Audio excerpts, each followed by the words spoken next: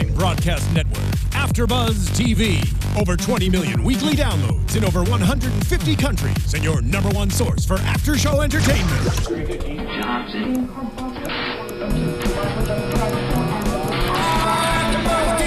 AFTERBUZZ TV, the destination for TV superfans. Producing aftershows for over 300 of your favorite TV shows. Interviewing celebrities and showrunners. And bringing you behind-the-scenes exclusives. All thanks to E! Entertainment's Maria Menounos, producer Kevin Undergaro, and internet leader Akamai. Now, let the buzz begin! Ooh, that's right. Just a couple notes there from Pink. Yes. Bringing us in here. Yes. All right, there you go, Pink. There she is. Yes, the OG Pink. Welcome everybody here to AFTERBUZZ TV Spotlight On, the show that lets us get up close and personal with people in the entertainment industry. I'm your host, Frank Moran. You can follow me on Twitter at HappyGoJackie. But the reason that we're here today, though, is not to hear about me talking. No, we want to get to know our guest. Now, our guest today is what we call a triple threat. She's an actor, she's a dancer, she's a host. You know, she's danced with for Beyonce, Pharrell, CeeLo Green, and more.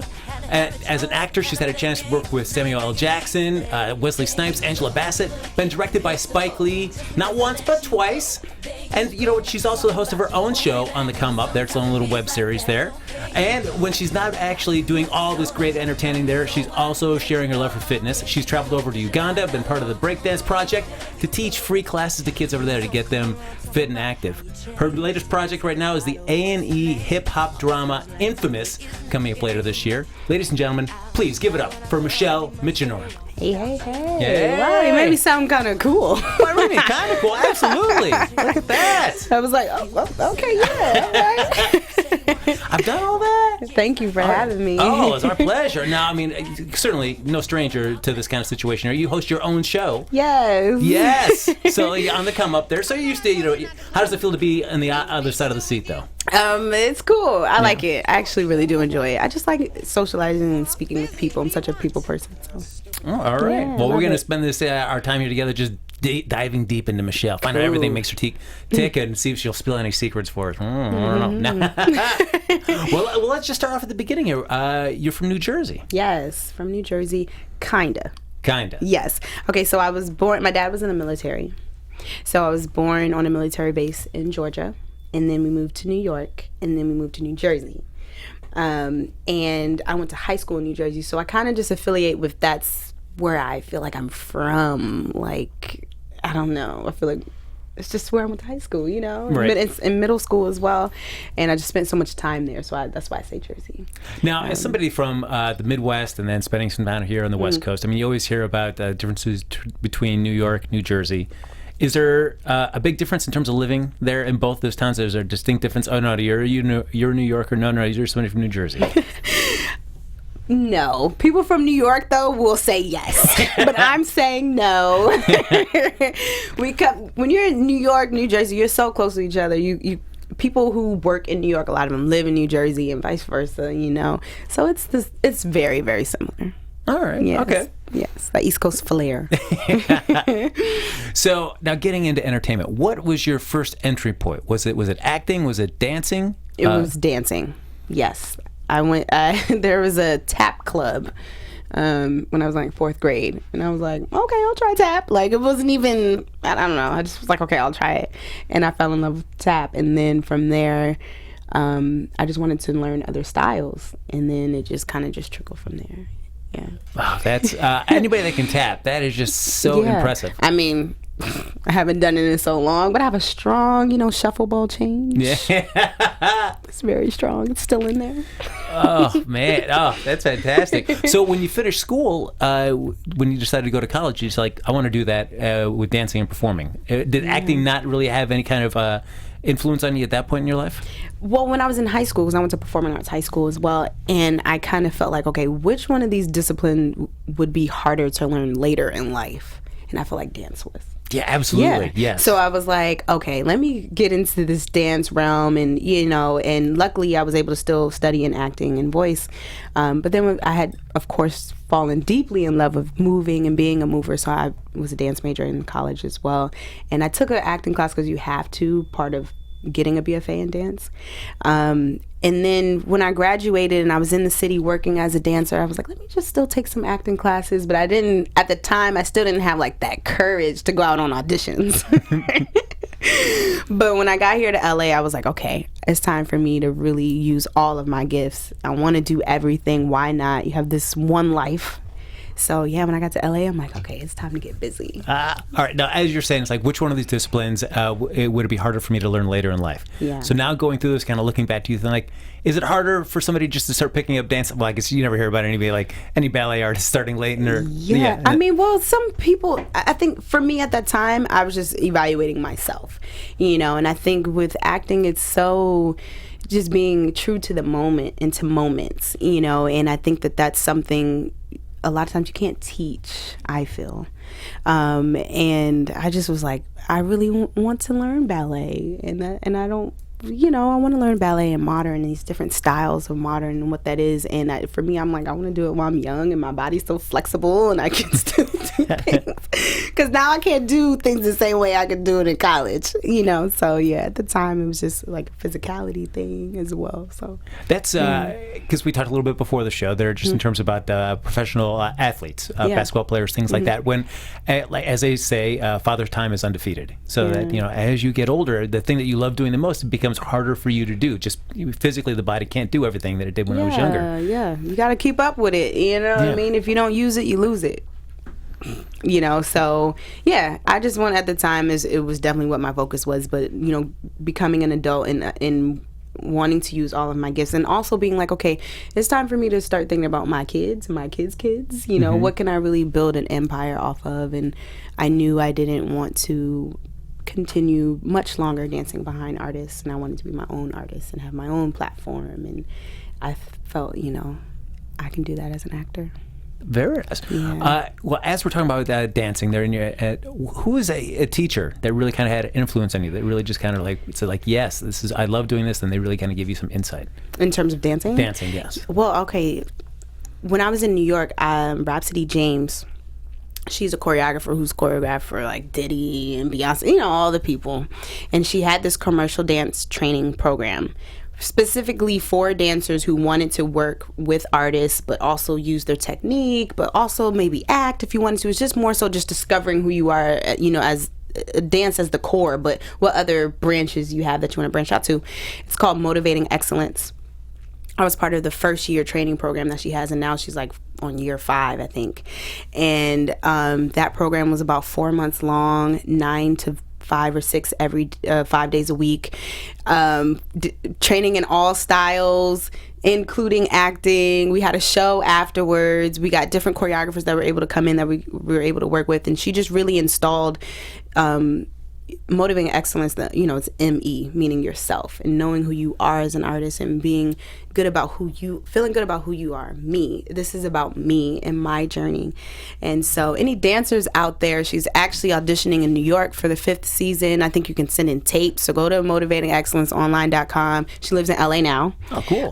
Yeah, and she works with everyone, did Nicki Minaj, like everybody.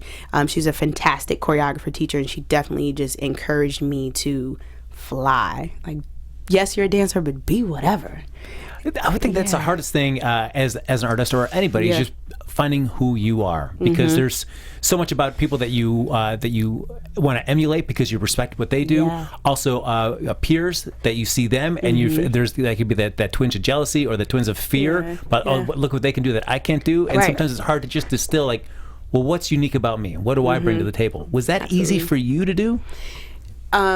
At first it wasn't, because initially my mind was, I just want to dance. But then there's so many other things that go into it. Well, if you're dancers, you all have to somewhat match and make sense and be in sync together. So if there aren't too many girls that are like my height and my size, or they only want one black girl, it's kind of like, you know what I mean? As I started growing into being a dancer and working, I was like, okay, there's a lot more to this than just being able to do the step, you know. And once I started feeling like I was just, I don't know, kind of just not being able to share who I was, and I had to just spit out steps or just do something that worked with someone else's dream, I started losing interest in it, and it made me think about the program Motivating Excellence and being like, I have to be me, and where can I be me the most? And then during that time out here in LA, when I first got out here, I started taking acting classes, and that's where I felt the most like myself and felt like I could dive into just these different layers of myself. And I was falling so in love with it to the point where I was not going to certain auditions or taking, you know, certain opportunities because I wanted to stay in class or work on the web series I was working on. And then I knew, then it started clicking, like, okay, you're ready to really, you know, love on yourself, you know. And, you know, you can still love dance. You absolutely can. And I still dance in the car every day, you know, and I use it in my work as an actor. But yeah, I would say around then, when it was just like, you got to do you, and it's not about you matching someone else or, you know, complimenting the stage for this artist. It's about you being right for the role.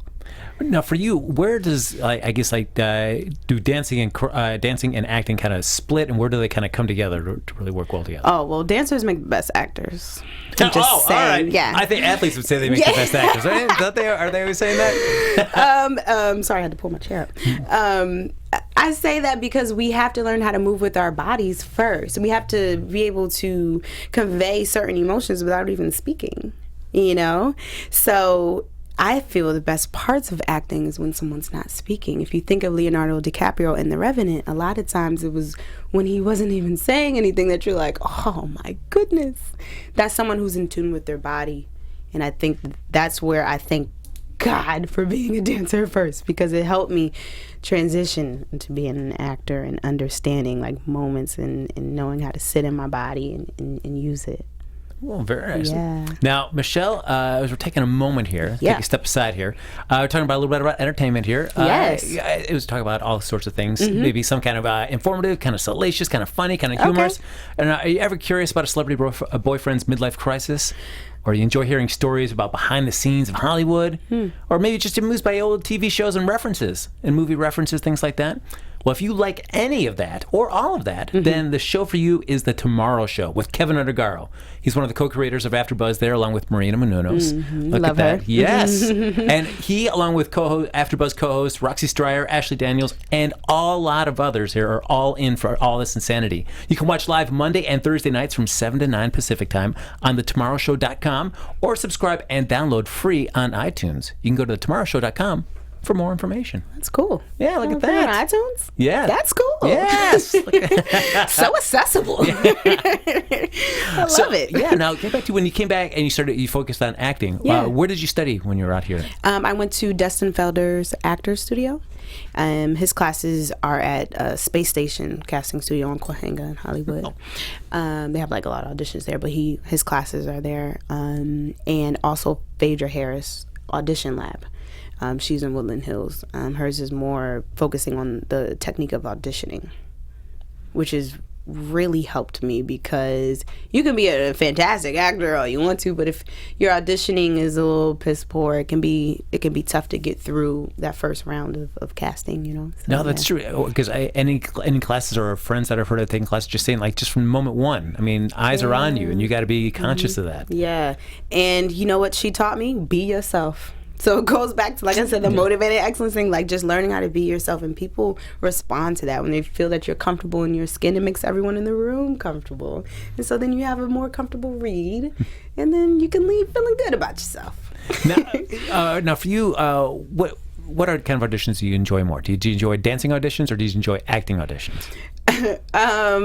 I would say in terms of enjoying, probably dance, because it's just fun. You're sweating, you're moving, you're learning something. The energy in the room, you have all these people with you. You're all like fighting together, you know, to get through this. And then with acting, you know, it's all on you. And you really got to study the night before, and you really got to, you know, just, you have this 5 minutes in the room to book this job. Whereas in a dancing audition, like I said, you have the energy of other people. You kind of look at someone else and be like, ooh, let me take that little thing she did. You know what I mean? You can kind of just feed off the energy, whereas in acting, it is all on you. So it's a little bit more responsibility. So more enjoyable? Yes, I run dancing. Because anything I think about from like dancing auditions is what I've seen in TV shows and films, where it's just, you know, that a big line or several rows deep of people, they're all dancing, and somebody's just kind of walking around, maybe tapping a few people, excusing them, and at the end they just read a bunch of list of numbers. Yeah, like, all right, something like that. Yeah. Yes. I mean, on one hand, that's got to be kind of stressful just to be sitting there, kind of just knowing that somebody's just walking around. You could be tapped at any minute while you're dancing your heart out. Right. But on the other side too, it's like, I feel like with an acting audition, it could be weeks, you know, maybe a month or two before you hear back on anything. Oh my gosh, yeah. But a dancing audition, for better or for worse, it's like right there. You kind of get an idea of where you're at by the end of the day. Absolutely. It'd be nice that you're not like, I got cut in the first round, so yeah. Man, so you come out here and you start pursuing acting, and you really fall in love with it. Yeah. So, what was your first kind of your breakthrough performance? You think for you, first thing that you booked that you kind of landed? Well, I started with a web series, which is on YouTube now. We have our second season out, so if you want to check it out. It's called Black Boots. And I was casted as one of the lead characters in that. And the director, his name is Gino Brooks, he came into an acting class that I was in with Dustin Felder. And he liked my work, and he kind of, you know, kept it in the back of his mind. And I ran into him somewhere, and he was like, I have something for you. Can you send me, you know, something? And I happened to just shoot this monologue. Not a monologue, a scene. And so I shot the scene, whatever, was cut and edited, and I sent it to him. And then eventually he was like, I want you to work on the show for me. So doing that got me really comfortable with, you know, being on a set and acting and all of that. And then from there, I eventually got an acting agent, because of course I've had a dance agent most of my career at this point. And after that, my first like TV show with lines is this show on TLC called Sex Sent Me to the ER. Yes, you played the intake nurse. Yes, I played the intake. Yes, I was going to ask you about that. Wow, man. Yeah, I mean, listen, when you're an actor and you know, there's levels to it, and you got to start somewhere, and that's a show that's, you know, it's non-union, and, you know, it's just experience. Yeah, but it's just like funny. The intake, just seeing the credit for that was like intake nurse. I'm like, yeah. All right. Yep, and that's, you know what? I hold that strong and near and dear to my heart. I was the intake nurse on Sex Sent Me to the ER. Yes. So in that show, what was the most ridiculous thing that you had to deal with? What was the ridiculous story? I mean, well, the story, because again, it's Sex Sent Me to the ER. So it's it's a series about real life situations of couples who were, you know, it was getting hot and heavy, and it got more heavy than hot. Some of the stories are just ridiculous. So in my particular episode, the girl had put some type of sex toy in his mouth, and it got caught in his throat. So when he got to me at the emergency room, he was trying to speak, but he had the thing in his throat. So I was like, what'd you say? I can't hear you. Because what is it like when you're blocking out these scenes and the director's right there? Are you guys not just laughing the whole time that you're trying to do this? I mean, yes, you are. Because you're like, this is... And he got, you know, stuff all on his mouth because it's supposed to be, you know... Yeah. It was just like... It's cool, though. I think that's amazing to say that was like my first TV experience. When you call back to mom and dad, the family, say, guess what, guys? You can catch me on TV next week. Sex Sent Me to the ER. I am the intake nurse. Yeah, my mom was like, you go, baby. You go, girl. You go. Like, hey, I love it. Growing pains, you know, you just... All those are the stories, somewhere. Yeah, absolutely. Those are the ones that make you just laugh the most, thinking back where you came from to where you're going to end. Absolutely. And I mean... To my credit, after that, I worked with Spike Lee twice. Look at that. So it's kind of like started from the bottom. Yes. Thank you, intake nurse. Thank you, intake nurse. Her name is Karen, though. Just not on IMDb. That feels so much better that she doesn't have a real name. She does have a real name, but IMDb just... Yeah. Oh, come on, IMDb. Why are you doing that? Give Karen her credit. Now, I asked about your family there. Are you the only member of your family that's kind of pursued more of our artistic endeavors? Or are you kind of oh, really? Yeah, I am. I have 2 siblings who are in the military, another sibling that is a chef. So yeah, my younger sister, she's in college right now, but she's thinking about coming out here.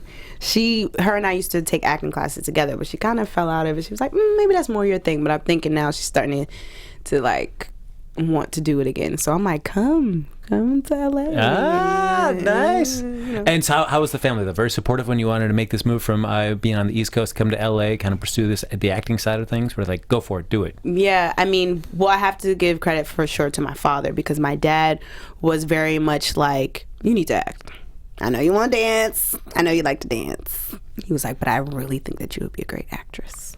That's fantastic. And I was like, you think so? He said, yeah. I said, can you pay for my acting classes? And he did. That's great. How much do you think I should be an actor? Right. So you really believe in me?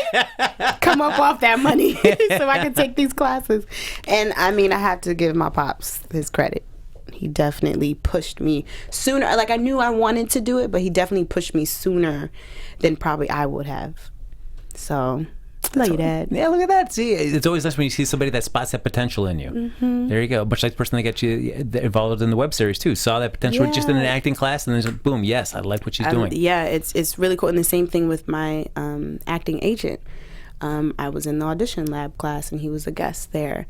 So that's how I was able to get my acting agent. So, you know, I never had to, like, hunt anyone down to get those type of opportunities. It always was me putting my talent first, and then, you know, seeing something in me and giving me the opportunity. Because I think that's sometimes so many people just kind of get a little down on themselves, and they'll just kind of phone it in on some of those acting class moments or things like that. And just like, you never know who's going to be in that room. You never know who's going to be in the room or who's watching. And I recently was asked by someone who is working in the industry, like, hey, do you know anyone that might want to do, you know, it was an opportunity. And I really was, you know, going through my Rolodex of friends that I know are like our actors. And, you know, it was sad to say some of them who I love and respect their work, but there was nothing visible for me to even refer.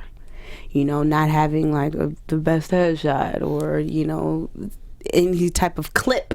You know, at least with the director, he asked me, well, he was like, can I also see a clip outside of what I saw in your class, but can I see a clip, you know?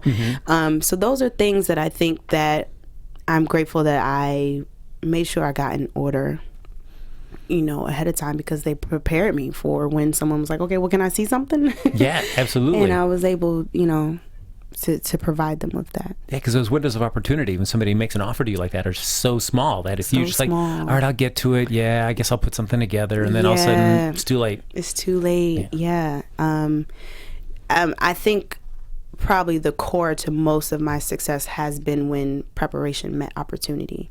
You know, I wasn't going on acting auditions when I was dancing, but I was still taking acting class. You know what I mean? So I somewhat knew, you know, the beats and the moments, so that when it came time to be in an acting class and the director's in there, it still was, you know, it was a preparation met opportunity. It wasn't just like, let me just try and like help this girl. No, I've been working on it. So, you know, so yeah.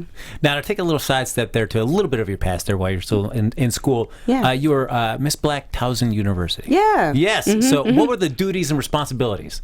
Miss Black Towson University. Towson University. It was more so what we had to do that year is we had to put on a program, like a nonprofit or support any other program on campus, and I believe I just put together like a talent show, of course, something artistic. Making it seem like really, it was just something I threw together. Yeah. I'm sure it was fantastic. Come on, Michelle. Yeah, I mean, you know, yeah. But yeah, that was pretty much your responsibility, to put on an event, if you will, and have people to come out and support it and such. So it was fun. It was cool. I ran for homecoming queen too, but I lost. What?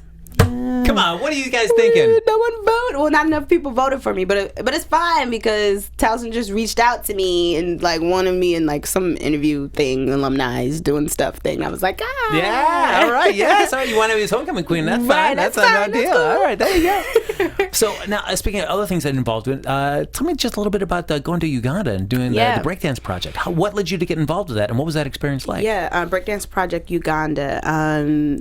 I have a family member of mine who has a nonprofit called the Souls of My Footprints. So he goes to Uganda every year. He's been going to Uganda for years.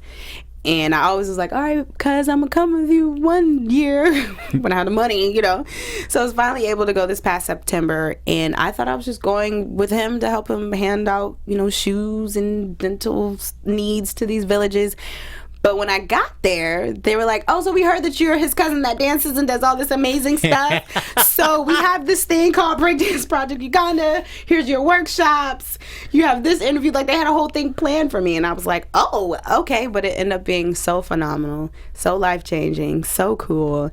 And it's an organization out there that just it allows the kids there to have something to do and to focus on. Education is not free in Uganda, unfortunately.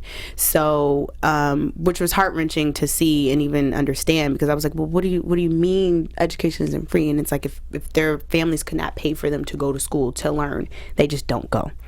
Wow. So with Breakdance Project Uganda, it allows just for children at least to have some sort of extracurricular activity. They still teach them how to speak and, you know, just more so, not necessarily a schooling thing, but it's somewhat of an after school type of program. And yeah, it was fantastic. It was so fun. And I'm working with them now to just somewhat, I'm hoping to be like a U.S. ambassador for them, so I can do different events out here that can help send like school supplies over there and shoes, because I was teaching these dance classes and some of them didn't even have shoes on. So, you know, those are just different things that I'm happy that I was able to see, and I'm in the works of being able to continue just helping.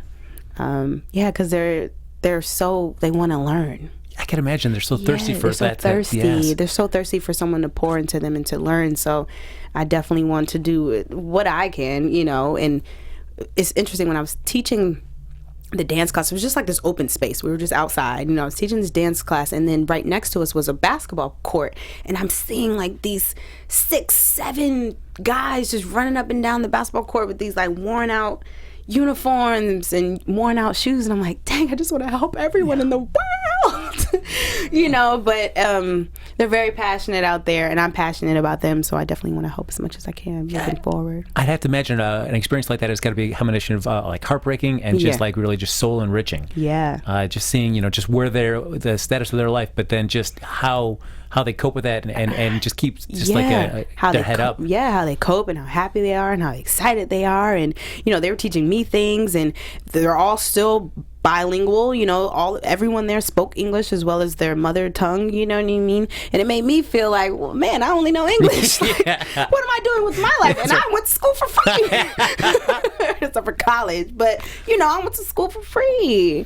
So I was very much inspired. Very much inspired. I don't even think they understand how much they inspire me. So I'm definitely going back, and I'm definitely going to continue to do more with my platform here in the States, for sure. What is one move that they taught you that you're like, all right, I'm taking that back with me? It's like more of their groove. Yeah, more the groove. They just had like a different type of like groove to their stuff, and I was like, what is this? I want to learn. Their music is so, it just has so much like culture to it and richness to it. Not that music here in the States doesn't, but it's so specific to their country and their culture. So it's just a whole nother beat and a whole nother thing going on, you know what I mean? So it was really cool. Oh, yeah. Right. Now, Michelle, you also, we talked about at the beginning there, you're also a host as well. So you have your own little, your own web show. They're on the come up. Yeah. How long have you been doing that, and what made you decide to start that project?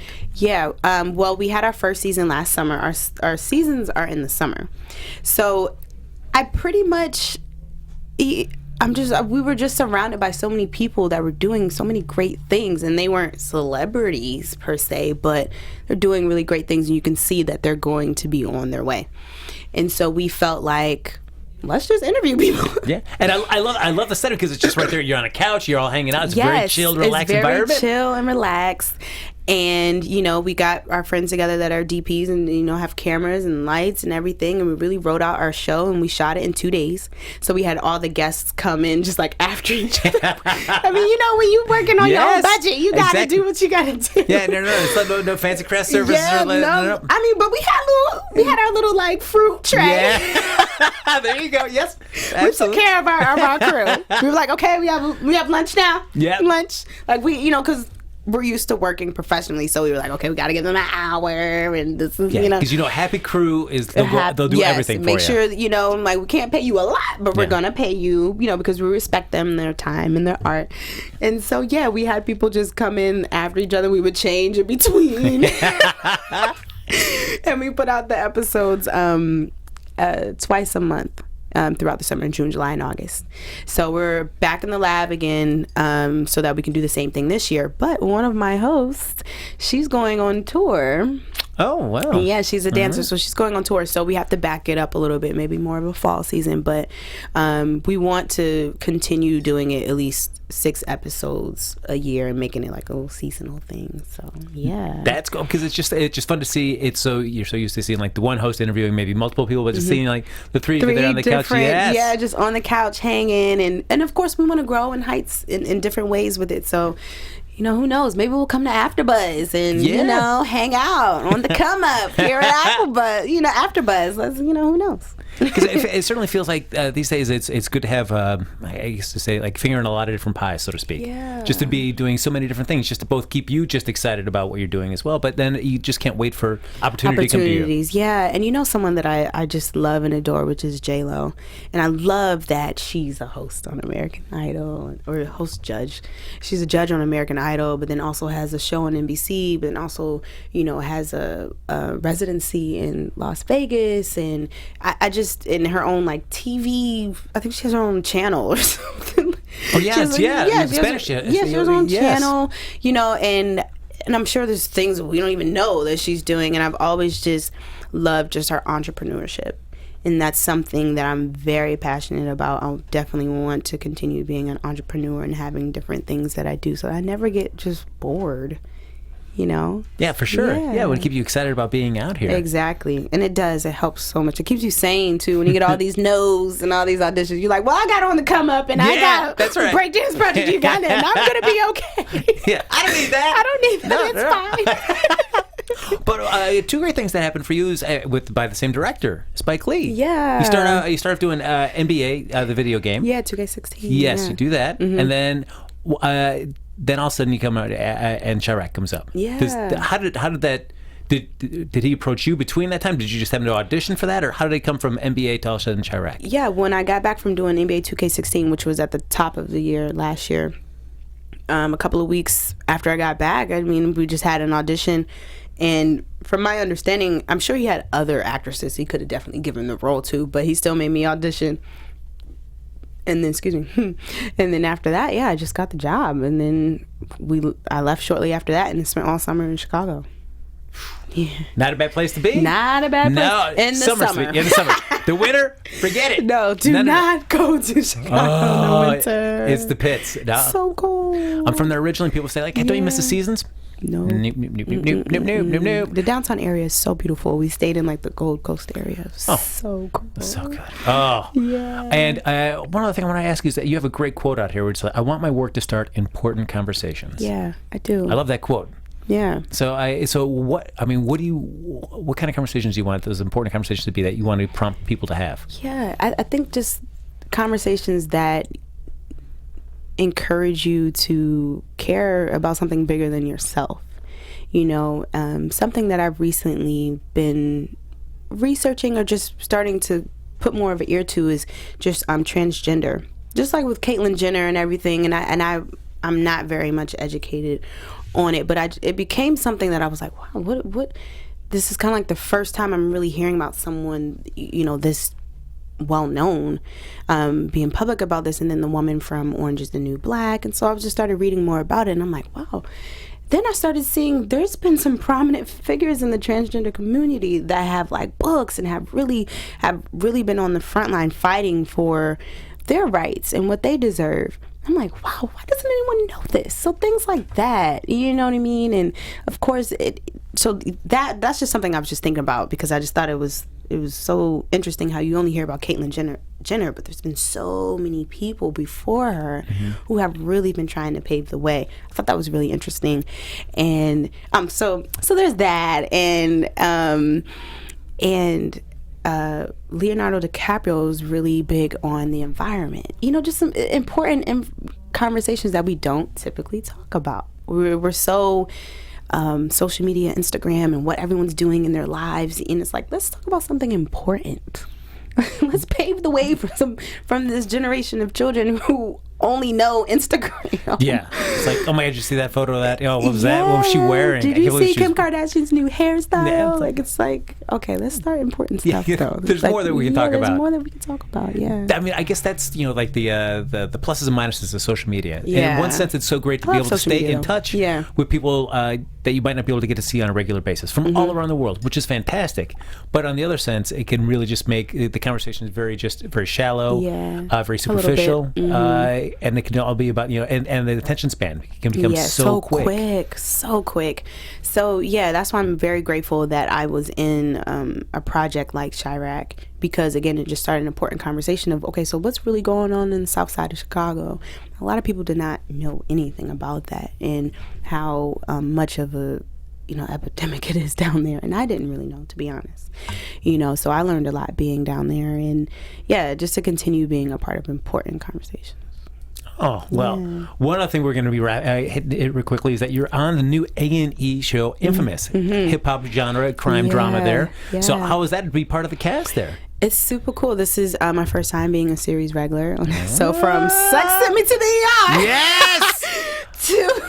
to this. Yeah, it's definitely. Karen, we love you. Karen, we love you. Thank you. But so I play Eva Adams, and it's been really great. We're definitely jumping into the 90s. That's why I have like my braids and stuff right now. Looks yeah. It looks great. Yeah, thank you. They say it's on point. It's fleek. Yeah, something like that. Yeah. So that's been kind of cool to play with different hairstyles and things like that. I don't typically do myself, so that's been fun.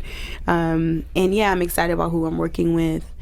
And the producers are some of the same producers that did or who are doing O.J. Simpson vs. the People. Oh, great. Yeah, so I was really kind of like a little starstruck to meet them. I'm like, this show's amazing. Yes, absolutely. So it's been really cool. And the director, Anthony Hemingway, is a fantastic director. He his other show that's out now is Underground, that just premiered on WGN. Yes. That's been getting really great reviews and things like that. So I'm just excited to continuously working with great, groundbreaking people who are starting important conversations. I love it. Look at that. And one thing, just going back into the 90s for that, for some reason in my head, the 90s does not seem that far back. I know. But then when you think about it, like even like watching The People versus O.J. Simpson, and you see like just some like the cell phones, things like the technology that they're using, like, ooh, that's really where we came from. Yeah. I wouldn't do so good back then now. Yeah. How did we do it? Yes. Like, wow. Yeah. It's super, super amazing. And I mean, I was born in 88, so I'm learning a lot too. Because I mean, 1990, I was only 2. You know what I mean? But so it's been really, really cool learning about like different designers that were hot then, or what, different lingo. So that's really cool. And being in LA, being more of an East Coaster and understanding what the West Side was like in the early 90s. It was cool. Look, man, I wish we could continue this conversation more, but we can't. It's wrapping up. Michelle, if they want to keep following you, where's the best place for them to find you? Yes, find me on Instagram at Michelle Mitchenor, just my first and last name, and then from there you can link to the Snapchat and the Twitter. It's all there. Yeah, so go there. You can find everything. And what is do you have a time range for when Infamous is going to start airing? I'm not sure yet. All right. I'm not sure, but we're shooting. Yeah, keep an eye out. Check it out. Google. Fantastic. Google it. There you go. Start an important conversation with Michelle on Twitter. Yes. That's right. Yeah, do it. Absolutely. Please do. Thanks so much for watching this AfterBuzz TV Spotlight on Michelle Mitchenor. Follow her there on all her social media handles. Follow me on Twitter at HappyGoJackie. There you go. Like us on Facebook. Rate us on iTunes. Check us out on all our other AfterBuzz shows. We'll see you next time. Take care. Bye.